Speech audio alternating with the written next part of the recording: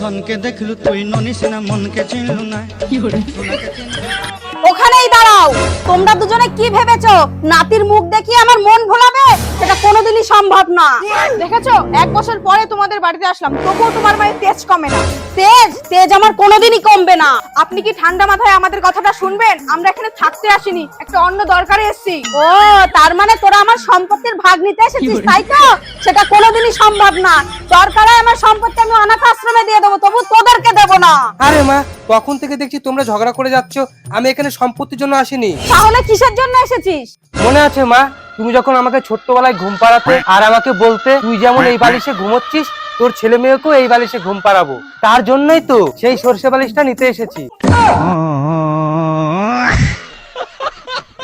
ঠিক আছে, এখানে দাঁড়াও, আমি দিচ্ছি। বাবা, তোমার মাজা মানুষ শ্বশুর বাড়িতে নিয়ে আসবে তো?